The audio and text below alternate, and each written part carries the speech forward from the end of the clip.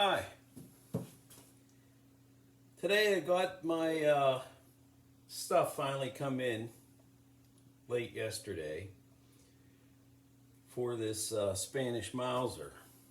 So I guess we'll start first with the barrel. Here's the old barrel right here. That was the 7x57 barrel. So this here, I got this in. This is the 308. The 308 barrel. I already sweated the, it come with the military sight base. You know, it was on there. Well, a little tough getting it off of there, but I'm not going to slide it back on there and show you, but it was right here.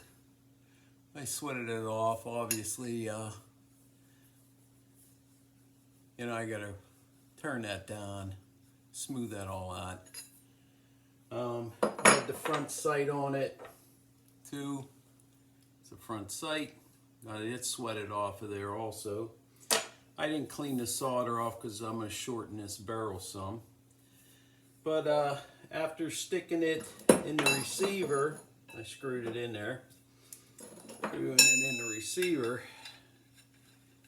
After doing some math and checking it with my no-go gauges. I got to do a little cutting. And a little cut in there. I got a few thousandths I got to deal with to get it the headspace right. But it's the right threads and everything's good to go. And I'm pretty happy with that because I got enough metal there that I can make the cut and still have a shoulder to get it the headspace correctly. Here's the stock. It actually looked worse in the pictures, but here it is. It's not bad. Right through here. I mean, they're normally cracked through here, but I'm gonna have to do a little cut here through here. And then down here is an old patch on there. I don't know if you could see that old patch or not. Little square cutout patch. It did actually a pretty good job fitting that in there. But it still has all the military clips and doodads on it. Like that. But there's the stock. Real happy with it. Everything fits in it pretty good. It all fits in there. I mean, it actually fits tight, which is good. So, but there you go. She lays in there. Lays in there pretty nice. We're going to shorten this barrel up to give us about 17 inches, maybe. I might want to lose this little end on here because it's a little buggered up through there. But it'll all come together. And something I didn't bring up on the last, I had brought up this Timony safety. Well, this is an aftermarket bolt knob too. I realized after inspecting a little closer, I could see a little bit of a weld there where they had welded on. But they did a good job. So I'll have to cut the stock because obviously you can't close the bolt all the way. Let's release that pin. See, the bolt won't go down all the way.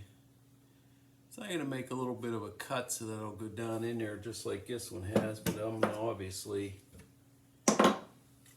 do a better job than that cut. That cut wasn't, see, they just hacked that out of there. Yeah, so everything's going along pretty good.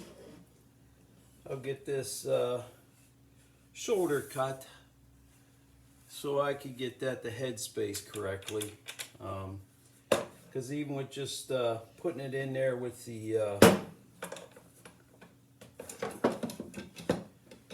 no-go gauge, I'll show you how that works. Putting that in there with the no-go gauge. Let's get this